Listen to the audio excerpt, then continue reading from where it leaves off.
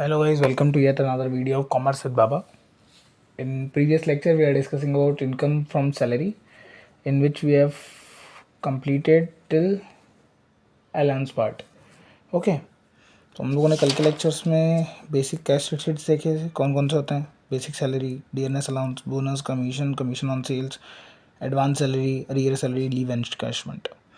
Allowances में हमने देखे थे कि कौन से अलाउंस पूरे टैक्सेबल होते हैं। तो city compensatory, high cost living, medical allowance, entertainment allowance, family allowance, servant allowance, tiffin allowance, ward and proctor allowance. इसके अलावा NCC, NSS, non practising allowance, overtime allowance और ट्रांसपोर्ट अलाउंस। ट्रांसपोर्ट अलाउंस में कौन सा, office to home to office और fully exempted. देखो, एक चीज़ इसको याद रखने की क्या है कि आप कंपनी के बारे में सोचो और कंपनी से क्या क्या कंपनी के काम के लिए जो जो सुविधाएं मिल रही है वो सब आपको एग्जम्प्टेड है, मतलब उसको आपको पूरा फ्री करना है। कैसे, देखो,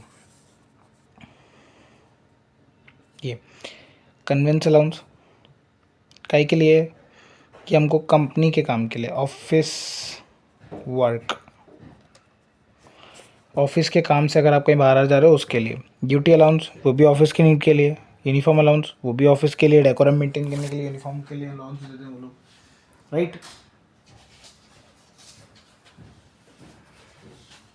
एंड इसके अलावा टूर एंड ट्रैवल अलाउंस, ये भी अलाउंस किसके लिए मिलता है, तो ये मिलता कंपनी के साइड से ही। किस चीज़ के लिए, कंपनी के लिए मिलता है।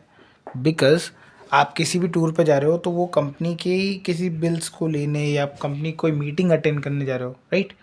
सो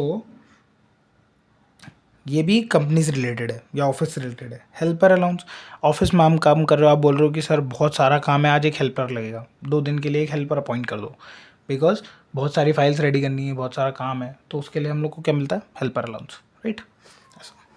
और ये सब अलाउंस जो है अगर प्राइवेट पर्पज़ के लिए किसी भी प्रकार से यूज़ होते हैं, इन बचा हुआ अमाउंट या फिर किसी भी प्रकार से आप लोगों ने जो एक्स्ट्रा पैसे हैं वो प्राइवेट यूज़ के लिए ले लिए, तो वो पार्ट टैक्सेबल हो जाएगा। ओके, देन इसके बाद हमने देखे थे वो अलाउंसेस जो आधे टैक्सेबल हैं और आधे एग्जम्प्टेड है।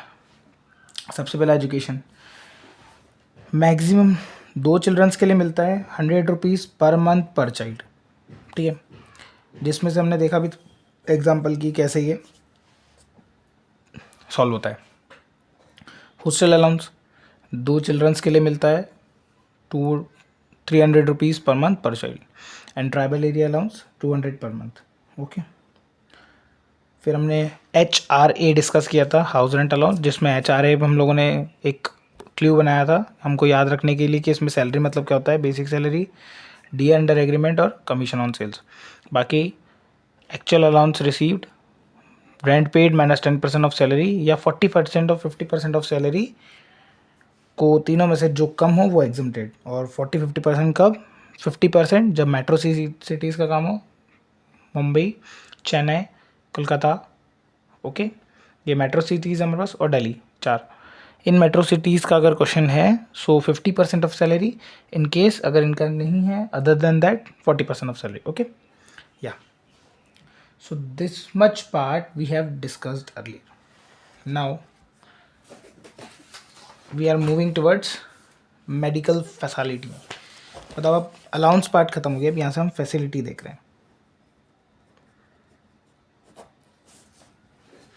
ओके। ये सारी चीज़ें पढ़ना इसलिए इंपॉर्टेंट है बिकॉज ये क्वेश्चंस में बहुत ज़्यादा काम आएगी। सबसे पहले हम मेडिकल देख लेते हैं।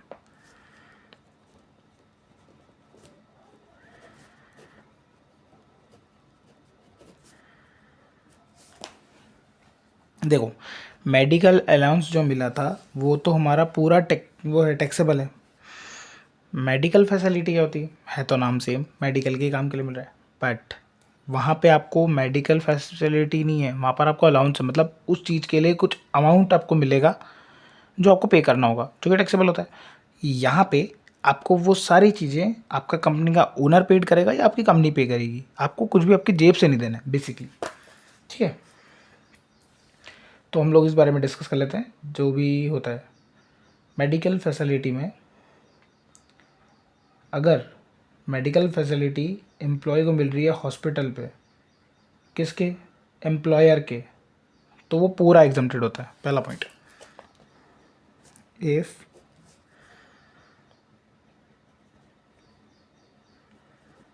Medical facility is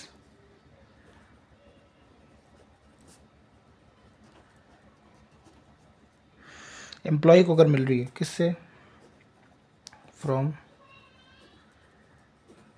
employer, employer से मिल रही है, और इन एम्प्लॉयर्स हॉस्पिटल,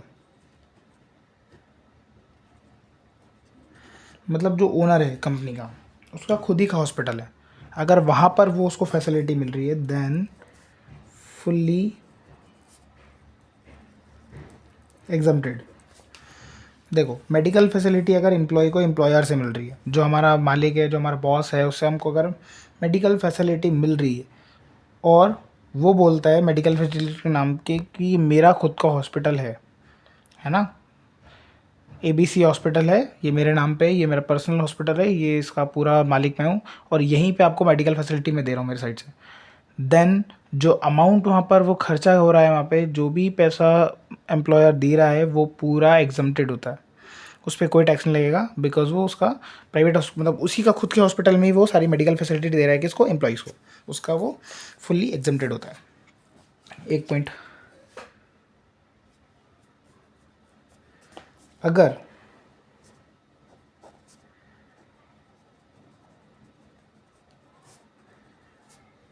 गवर्नमेंट हॉस्पिटल में होता है, ठीक है, if medical treatment is obtain to employ in government hospital, government hospital है मतलब ये भी फुल्ली एग्जम्प्टेड है, ओके, पूरा पूरा छूट है, इस पर कोई टैक्स नहीं लगेगा। एंड एक और जो है, अगर मेडिकल फैसिलिटी मिल रही है और एम्प्लॉयर का हॉस्पिटल नहीं है, लेकिन हॉस्पिटल जो है वो प्राइवेट है, इफ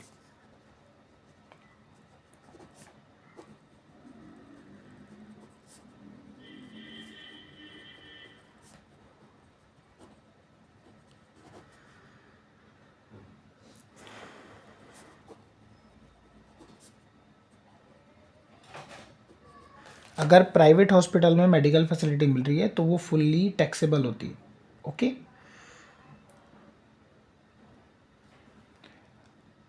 ये पॉइंट समझ आए सारे। देखो पहला फिर से देखते हैं, ये क्या है, मेडिकल फैसिलिटी मिली एम्प्लॉयर से उसी उसके खुद के हॉस्पिटल में तो एग्जम्प्टेड, गवर्नमेंट हॉस्पिटल में medical facility fully exempted, private hospital में फुल्ली टैक्सेबल। अब एक और पॉइंट है इसमें, इफ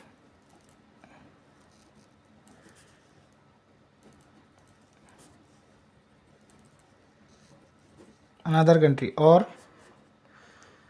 आउटसाइड इंडिया, अगर ट्रीटमेंट जो है वो बाहर की कंट्री में या फिर इंडिया से कहीं बाहर होता है, बात तो एक ही है, सो जो एक्सपेंसेस हैं,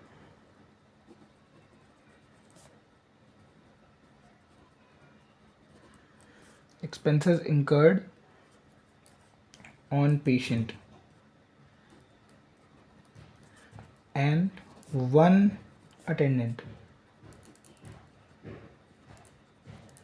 देखो जितने भी खर्चे पेशेंट्स पे होते हैं वो, और एक आदमी साथ में जो उसके साथ जाएगा उसको अटेंड करेगा, बिकॉज वो तो बीमार है ना, किसी भी तरीके से कोई एक आदमी का जो है वो यहाँ पर हम लोग को फ्री मिलेगा, एग्जम्प्टेड।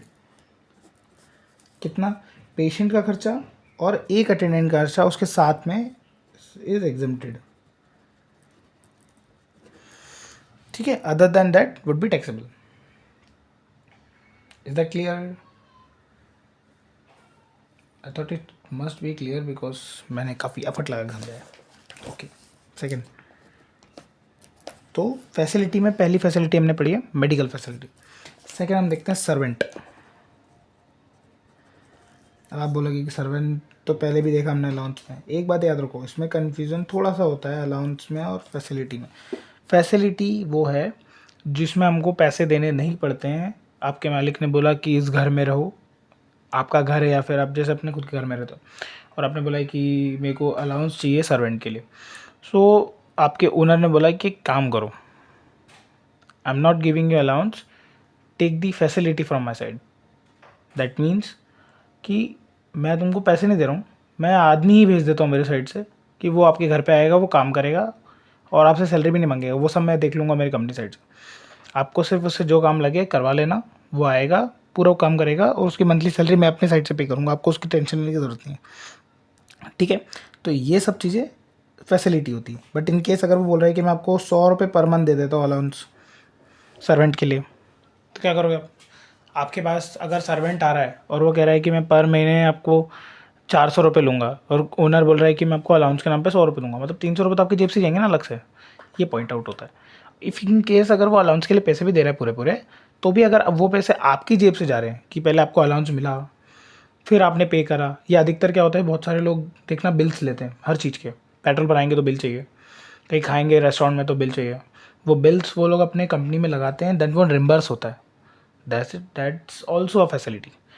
बट अगर आपको वहाँ से पैसे दे रहा है और आपको अपने जेब से खर्चा करना पड़ रहा है बाद में, है ना, इन एडिशन विद सैलरी, तो फिर वो अलाउंस हो जाता है। तो ये सब थोड़ा थोड़ा बेसिक डिफरेंस है।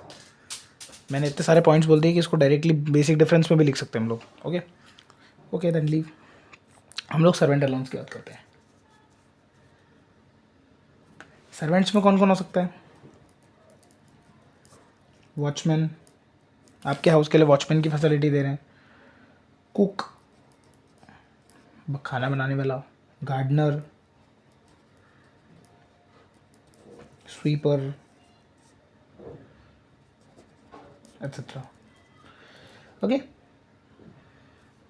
ऐसी किसी प्रकार की अगर फैसिलिटी एम्प्लॉयर अपने एम्प्लॉय को दे रहा है, then it is fully taxable.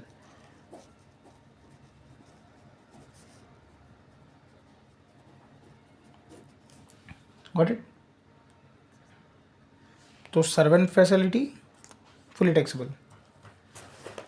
Now next,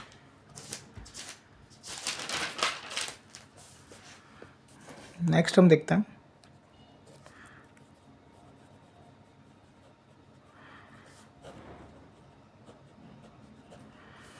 education facility. अभी हमने एजुकेशन अलाउंस देखा था, फैसिलिटी देखते हैं। एजुकेशन अलाउंस क्या था हमारा? 100 रुपये पर पर्सन पर मंथ पर चाइल्ड, है ना। इसमें जो एजुकेशन फैसिलिटी है थोड़ा सा डिफर है।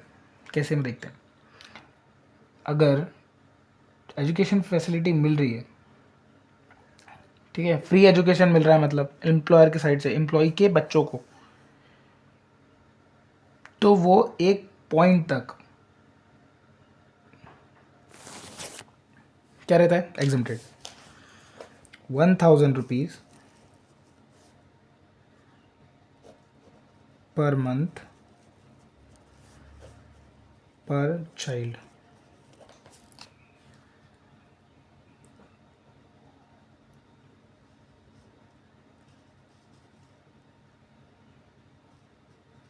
ठीक है,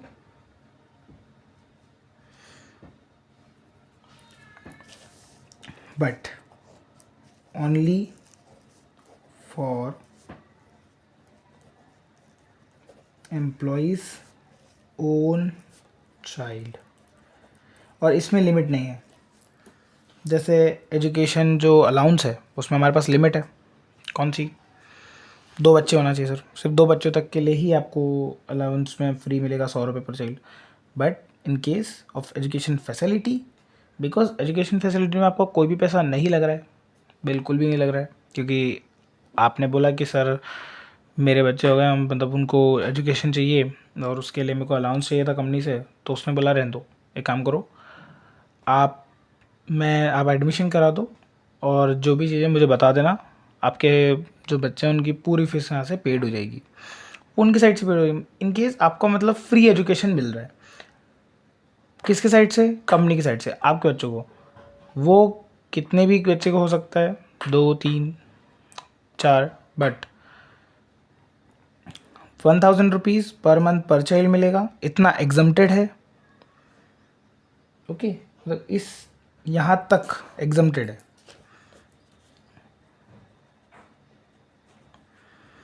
अगर आपको जो पर मंथ वो लग रही है अराउंड, अगर जो मालिक पे कर रहा है पर मंथ 5,000 लग रही है सपोज, तो उसमें से 1000 रुपीज़ पर मंथ पर चाइल्ड के अकॉर्डिंग क्या होगा? एग्जम्प्टेड होगा। बाकी जो बचा हुआ अमाउंट है वो सारा टैक्सेबल रहेगा, राइट? तो हम लोग सिर्फ एग्जम्प्टेड देखते हैं, ताकि टैक्सेबल तो बचा हुआ पार्ट हो ही जाता है। केस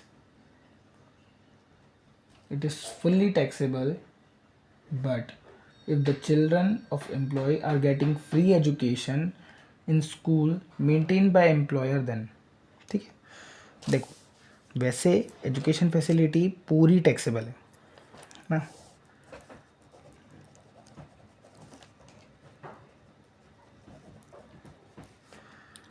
फुली टैक्सेबल, बट ये केस कब का है? जब एम्प्लॉय का खुद का हो, सॉरी एम्प्लॉयर का, एम्प्लॉयर्स ओन स्कूल। अगर एम्प्लॉयर्स का खुद का स्कूल है, जिस जैसे फैसिलिटी के नाम पे वो बोल रहा है कि मेरा खुद का ही स्कूल है, उसी में एडमिशन करा दो, वो सैलरी बाकी सब देख लेंगे हम लोग, आपको कोई फीस भरने की ज़रूरत नहीं, तो वो अमाउंट में से 1000 रुपीज़ पर मंथ पर चाइल्ड वुड बी एग्जम्प्टेड। बाकी इन केस अगर एम्प्लॉयर ने बोला है कि आप किसी भी रैंडम स्कूल में एडमिशन करा दो आपके बच्चों का, और जो भी खर्चा रहेगा वो कंपनी साइड से जाएगा, देन वो फुल्ली टैक्सेबल रहेगा। ओके, यहाँ लिख दूँ नीचे में,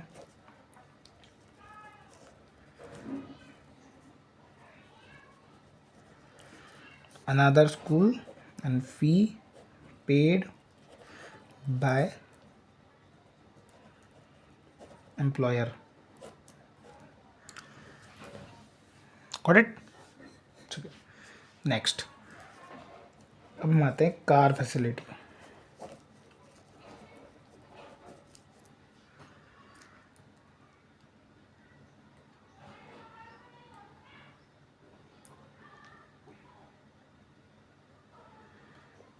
कार फैसिलिटी में 2-3 पॉइंट्स होते हैं। ओके, तो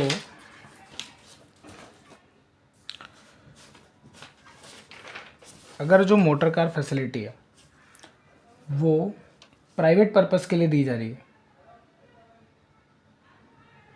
तो expenses carried by employer plus 10% of the cost for wear and tear would be taxable. ऐसा समझ में? मैं लिख के बताता हूँ।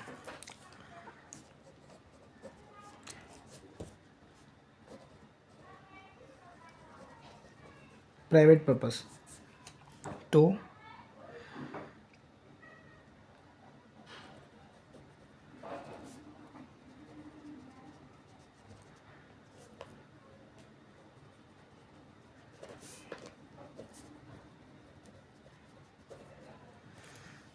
एम्प्लॉयर ने जितने भी एक्सपेंसेस करे हैं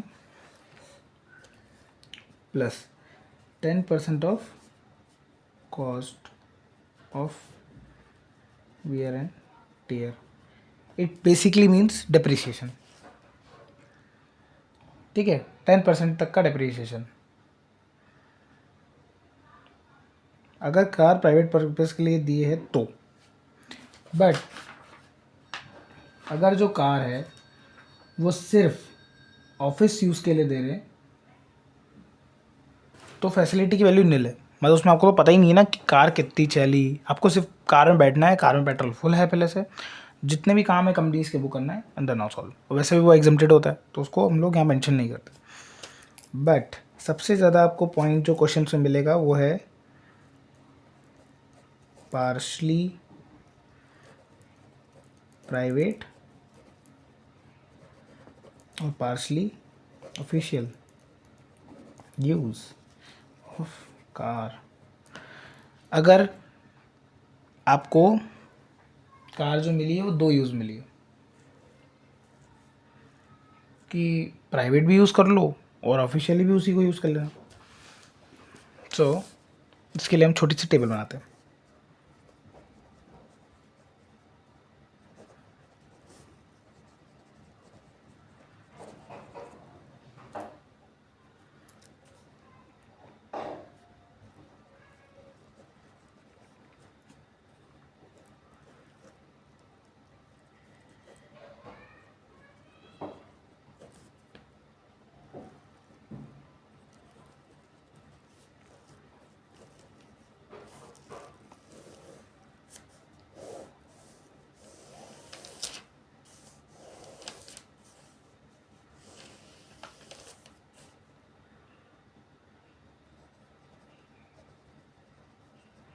देखो ये टेबल क्या है, ये एक्सपेंसेस है, किसने, या एम्प्लॉयर ने करे या एम्प्लॉय ने करे, ये डिपेंड करता है।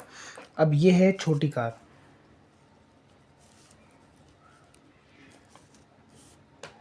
ठीक है। छोटी कार कहाँ तक की, 1600 सीसी तक का इंजन होना चाहिए तो छोटी मानते हैं उसे, ठीक है। उस केस में अगर एम्प्लॉयर खर्चे दे रहा है तो 1800 पर मंथ,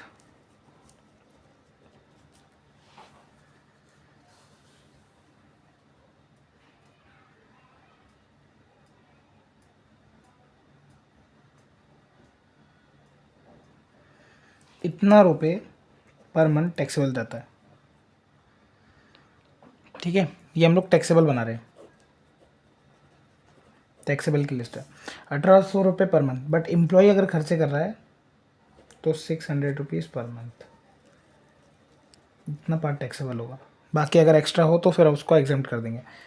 बट अगर बड़ी कार है और एम्प्लॉयर खर्चे उठा रहा है तो 2400 पर मंथ और 900 पर मंथ, गॉट। और इन सब में प्राइवेट हो, ऑफिशियल हो, एम्प्लॉयर हो, एम्प्लॉई हो, कोई भी हो, अगर ड्राइवर है, ड्राइवर प्रोवाइडेड है तो 900 रुपीज़ पर मंथ।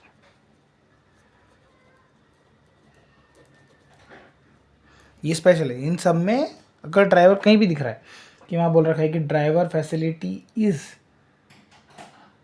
देयर, तो इतना रुपये 900 रुपीज़ ड्राइवर का टैक्सेबल, गॉट इट। तो यहाँ तक हो गया कार फैसिलिटी। अब नेक्स्ट देखते हैं। नेक्स्ट इज नंबर कौन सा चल रहा है यहाँ पे, 4, 5th देख लेते हैं। 5th इज फ्री मील।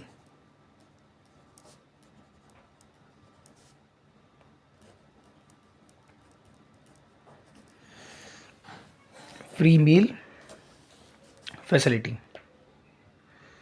ये होता है 50 रुपीज़ पर मील, एग्जम्प्टेड,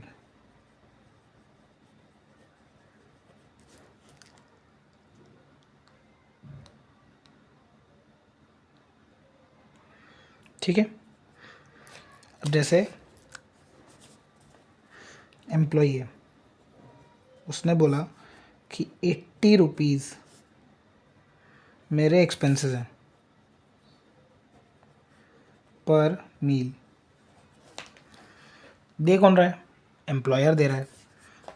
एम्प्लॉयर जब पेड करेगा तो हम लोग बोलेंगे कि यार 80 रुपये दे रहे हो तो एक काम करो, एग्जम्प्टेड देखो। जो हमको एग्जम्पशन मिला है किसके थ्रू, सरकार से मिलता है ऑब्वियसली, जो इनकम टैक्स एक्ट नया नया एबंडेंट करता रहता है। फ़िलहाल तो अभी 50 रुपीज़ पर मील है।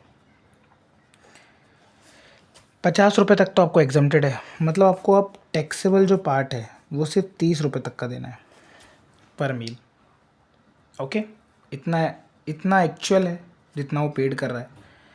इसमें से इतना 50 रुपीज़ तो एग्जम्प्टेड है, सबसे टॉप पे लिखा है। मेडिकल ये सॉरी फ्री मील फैसिलिटी के अंदर, तो बचा कितना, सिर्फ 30 रुपीज़ का जितना भी अमाउंट 30 रुपीज़ से कैलकुलेट करके आएगा उतना हमको टैक्सेबल देना पड़ेगा। ओके, नेक्स्ट देखते हैं gift. Can gift from employer. इतने के बावजूद अगर आपका बॉस आपको गिफ्ट दे रहा है ना तो बहुत अच्छी कंपनी में हो, by god. So exempted up to 5,000 rupees.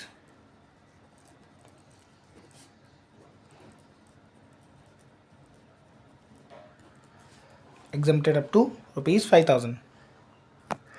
ये सारे पॉइंट्स ना अभी पढ़ने में थोड़े लग रहे होंगे कि यार कहाँ से पढ़ना पड़ रही हो, but when we solve the question it feels much better.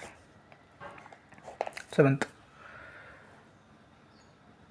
इसको कहते हैं TCF, which is also known as LTC, leave travelling concessional facility. किसी के फादर अगर गवर्नमेंट जॉब में होंगे तो उनको पता होगा कि 4 साल में 2 बार LTC मिलता है। मतलब LTC में आपको आने जाने का खर्चा पूरा फ्री होता है। अदर देन दैट अगर आप होटल कर रहे हो, कुछ खा पी रहे हो, उसका खर्चा आपको खुद देखना पड़ता है। बट कितना भी महंगा हो, आप कितनी भी महंगी चीज़ से गए हो, आपने फ़्लाइट बुक करी हो, आप AC कोच में ट्रैवल कर रहे हो, 3 टायर 2 टायर AC, कोई फ़र्क नहीं पड़ता। LTC के अंदर आप अपनी टिकट लगाओगे उतना पैसा रिम्बर्स हो जाएगा। तो LTC आपको किस चीज़ के लिए मिलता है, सिर्फ ट्रैवलिंग पर्पज़ के लिए, और वो 4 साल में 2 बार मिलता है। ओके, 4 साल में 2 बार मिलता है LTC।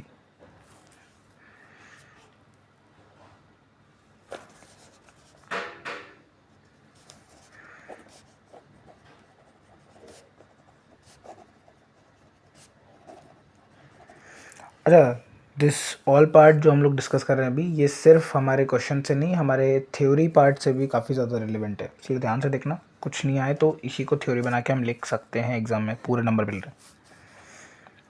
After all BCom is all about scoring, हमको तो मार्क्स चाहिए। Okay, personal liability paid by employer. अच्छा, अगर आपके घर के कोई पर्सनल खर्चे हैं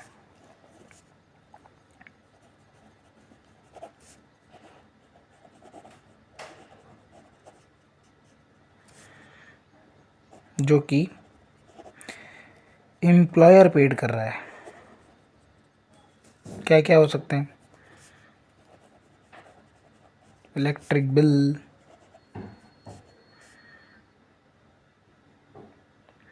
वाटर टैक्स, गैस बिल, ये पूरा अमाउंट टैक्सेबल होता है। इसमें आएगी चीज़ें, मैं पॉइंट्स बना देता हूँ। Electric bill, gas bill, water, इसके अलावा life insurance premium, income tax of employee paid by employer,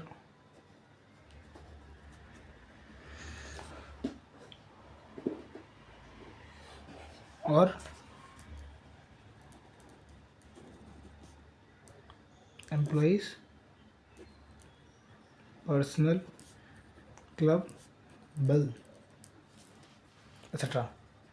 ये सब चीज़ें, अगर ये सब क्या है, ये सब वो प्राइवेट चीज़ें हैं जो आपको अपनी सैलरी में से या आपकी इनकम सोर्स में से ही अधिकतर खर्चा करना होती है। बट समटाइम्स आपकी ये सब चीज़ें अगर एम्प्लॉयर पेड कर रहा है, इफ़ इन केस, तो then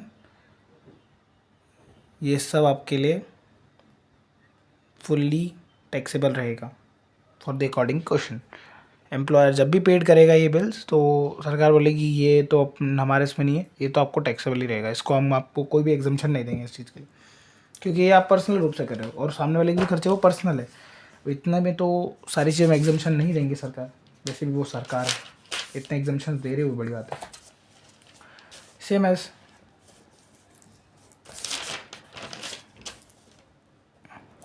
ninth part credit card.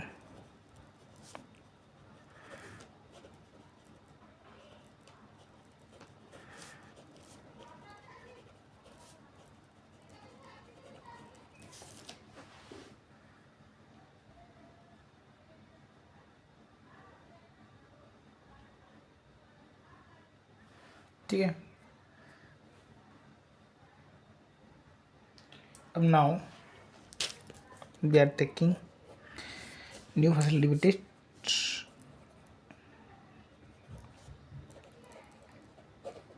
Employers provident fund contribution to RPF। ठीक है, so employers contribution to RPF is exempted up to 12% of the salary।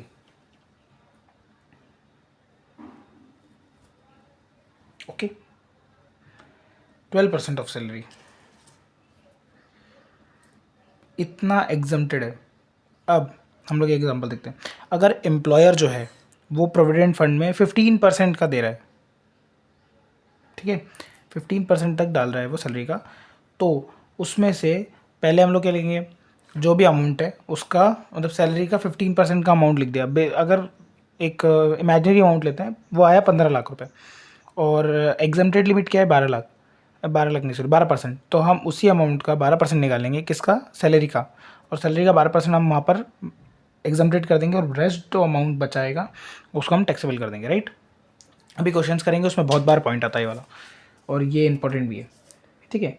एक ये और एक पॉइंट इसमें और है which is interest of RPF।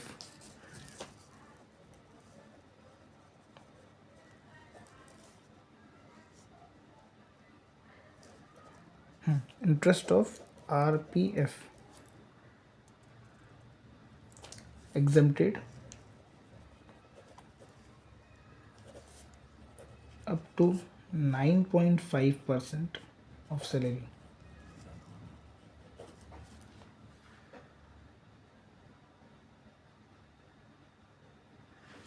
Of salary और अमाउंट डिपॉजिट,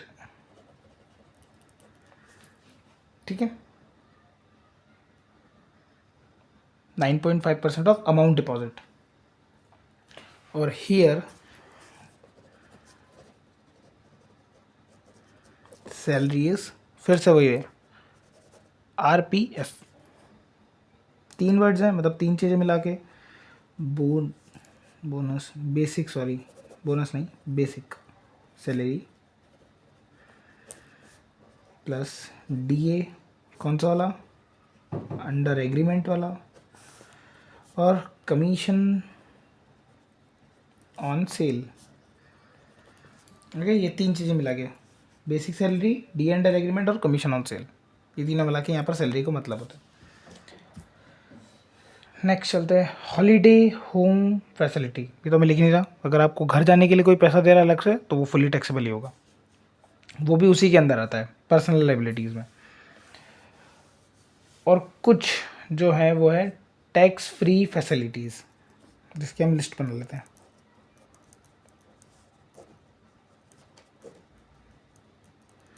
मतलब ये फैसिलिटीज़ तो ऐसी ना कि इसके लिए सरकार ने पहले ही बोल रखा है कि इसको तो लाओ मत हमारे सामने, ये तो हमने पहले ही तुमको एग्जाम दे रखा है, इसको भूल जाओ, fully exempted.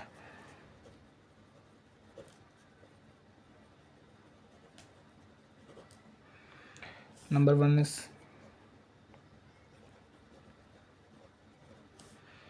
Telephone and mobile,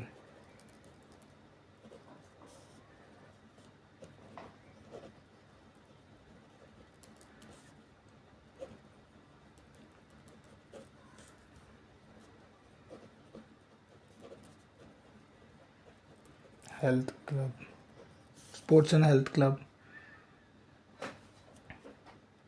computer, laptop facility, scholarship,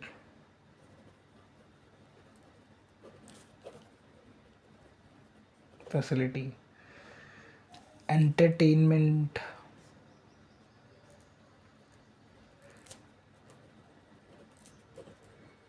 facility for employee. अच्छा ध्यान से देखो, ये सारी चीज़ें वो हैं जो ऑफिस के अंदर होती है। टेलीफोन्स होते हैं, रिफ्रेशमेंट्स के लिए टीज मिलती है, स्पोर्ट्स एंड हेल्थ, बड़े बड़े ऑफिस में चेस रखा होता है, कैरम होता है, पूल टेबल, बहुत सारी चीज़ें होती हैं। कंप्यूटर लैपटॉप की तो ज़रूरत होती है, उस बिना उसके काम ही नहीं होता। वो सब चीज़ें, स्कॉलरशिप, फैसिलिटी, ये तो गवर्नमेंट के साइड से मिलती है, इसलिए इसमें टैक्सेबल नहीं होती है, एग्जम्प्टेड रहती है। और एंटरटेनमेंट मतलब कुछ कुछ प्रोग्राम्स ऑर्गेनाइज होते रहते हैं हमारे ऑफिस के अंदर फॉर रिफ्रेशमेंट और फॉर एंटरटेनिंग ऑफ एम्प्लॉय, ताकि बेटरमेंट ऑफ वर्क हो सके। सो ये सारी चीज़ें फुल्ली टैक्स फ्री होती है by the side of government. चलो अब एक लास्ट पॉइंट बचा है हमारी फैसिलिटी का, which is known as the bigger one, house facility.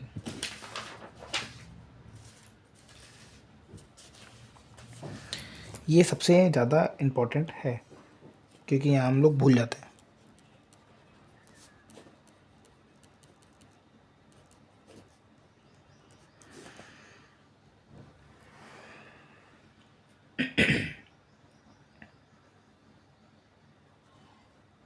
देखो, हाउस फैसिलिटी बाय एम्प्लॉयर, अगर गवर्नमेंट एम्प्लॉय है और उसको हाउस फैसिलिटी मिल रही है तो वो तो गवर्नमेंट के रूल्स के अकॉर्डिंग ही सॉल्व होगा, तो उसका केस अलग है, उसका प्रॉब्लम नहीं है, वो हम लोग यहाँ पर रेस्ट करते हैं। हम बात करते हैं in case of other employ, जो नॉर्मल, जो गवर्नमेंट जॉब वाले नहीं हैं। If other employer getting house facility and if the employer is owner of the house,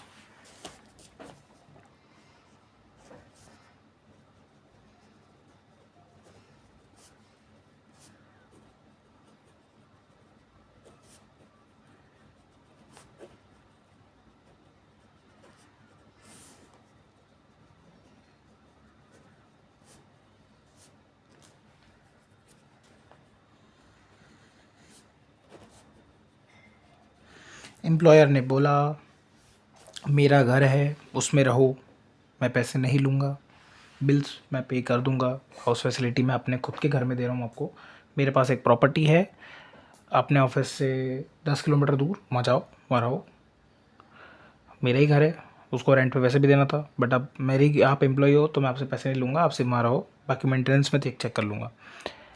in that case अब यहाँ पर कुछ रूल्स होते हैं। Rules are somewhat complicated, simple. देखो क्या हुआ कि पहले 5 महीने के लिए रूल्स अलग हैं और बाद के जो 7 मंथ से बचे हुए उसके लिए रूल थोड़े से डिफर है। क्यों? बिकॉज हम लोग पहले 5 महीने अलग चल रहा था, देन कुछ अमेंडमेंट्स आया in the between, and for that income tax में चेंजेस आ गए। पता है ना, इनकम टैक्स की बुक हर बार खरीदनी पड़ती है। क्यों? बिकॉज हर साल एक नया अमेंडमेंट आ जाता है, और वो भी सही है। डेवलपिंग नेशंस के लिए डेवलपमेंट के अकॉर्डिंग कुछ ना कुछ रूल्स तो चेंज होते रहते। दैट्स वाई यहाँ पर हमको कैलकुलेशन 2 पार्ट्स में करनी होती है। नंबर 1, सबसे पहले तो हम क्या डिस्कस करें, क्या अगर खुद का हाउस है तो हमें उससे बोलना है। क्या बोलना है? क्वेश्चन में पढ़ना पॉपुलेशन। आपको उस घर में घुसते ही ओनर से पूछना है कि इस एरिया की पॉपुलेशन कितनी है, क्योंकि आपको टैक्स पे है ना। देखो, पॉपुलेशन के अकॉर्डिंग हम यहाँ पर साइट्स बनाते हैं।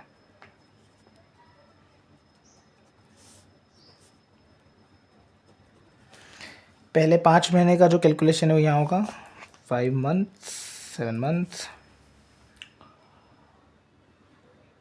तो जो पहले के 5 महीने हैं उसमें अगर पॉपुलेशन 10 लाख से कम है, ओके, लेस देन 10 लाख है, तो 7.5% ऑफ सैलरी। Got it. अगर पॉपुलेशन 10 लाख से कम है तो उस एरिया की अगर 10 लाख से 25 लाख तक है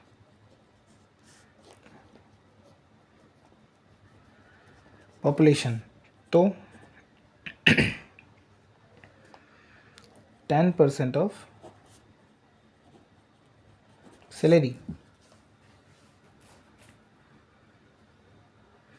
और इफ इन केस 25 लाख से ज़्यादा है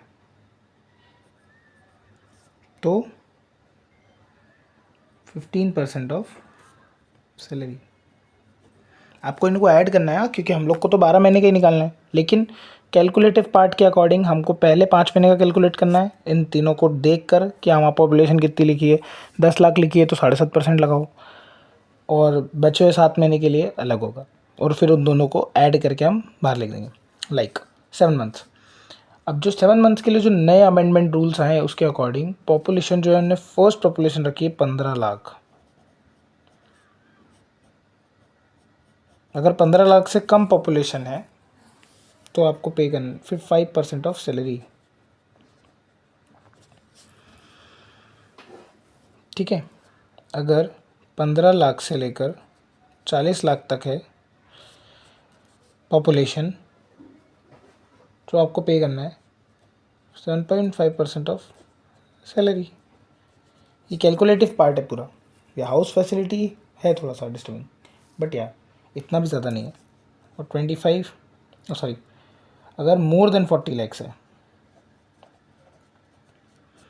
देन 10% ऑफ सैलरी। ठीक है। बाद में फर्दर इन दोनों का जो भी कैलकुलेशन आता है उसको ऐड करके हमें ऊपर मेंशन करना है। ठीक है। ये जो भी इन दोनों का मिला के एडिशन आएगा that would be are taxable part. Then next is so this much amount would be taxable। First point. अब हाउस फैसिलिटी का सेकंड पॉइंट देख लेते हैं। सेकंड पार्ट इज इफ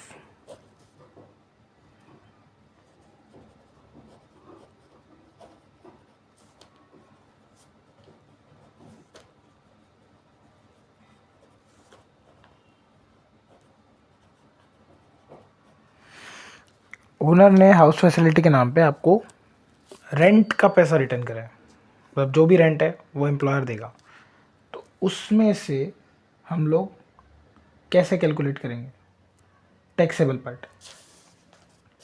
ठीक है। तो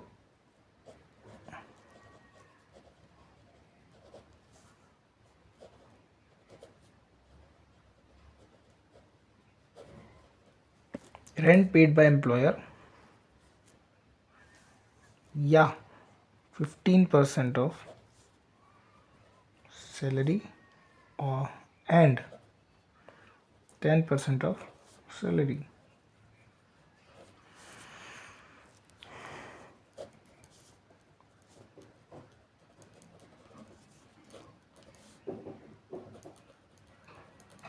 इसमें भी सेम है कि आपको अगर पहले मतलब जैसे आपने कोई घर लिया और उसका जो रेंट है वो एम्प्लॉयर पेड कर रहा है, सो आपको ये पूछना है कि सर आप कितना रेंट पे कर रहे हो आपके साइड से। ओके।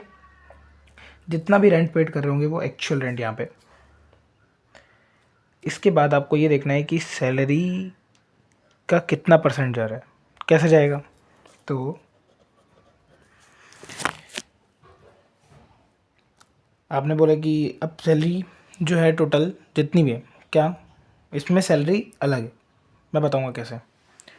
तो जितनी भी सैलरी का 15% है वो फर्स्ट 5 मंथ के लिए, मतलब आपको पूरी सैलरी देखनी है, उसका 5 मंथ निकालना है और फिर उसका 15%, क्योंकि सैलरी तो 12 महीने के हिसाब से देख रखी होगी, जो भी ऐड करके आएगा अमाउंट वो 12 महीने के हिसाब से आएगा।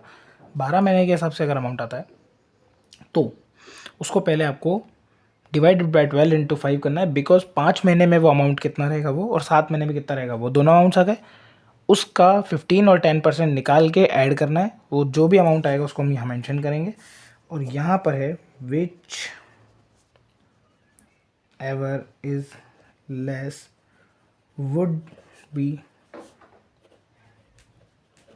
टैक्सेबल। इन दोनों में से कंपेयर करेंगे, जो अमाउंट छोटा रहेगा वो हमारे लिए टैक्सेबल हो जाएगा। ठीक है, अब यहाँ पर देखते हैं सैलरी से मतलब यहाँ पर है basic salary, DA, under agreement की ज़रूरत नहीं है, सब चलेगा।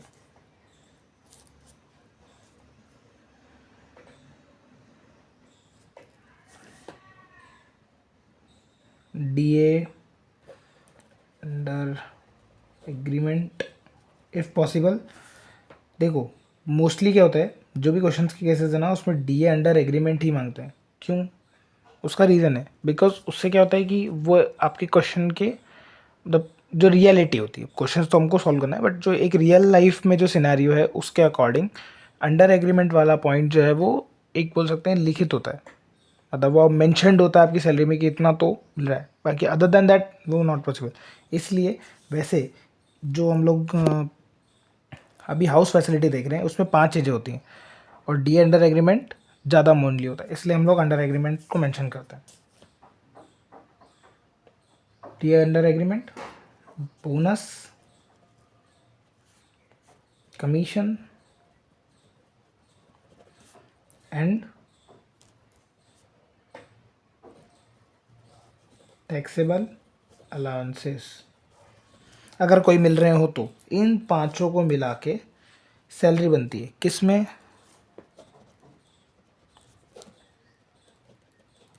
हाउस फैसिलिटी में। अब इसको याद कैसे रखोगे? अगर हाउस फैसिलिटी आएगी तो हाउस में होते हैं 5 वर्ड्स, 1 2 3 4 5, तो टोटल कितनी चीज़ हो गई? Bonus, basic salary, DA, commission और टैक्सेबल अलाउंसेस, 5। और वो पुराना जो है वो एचआरए, हाउस रेंट अलाउंस, तो 3 चीज़ें, basic salary, D under agreement और कमीशन ऑन सेल्स।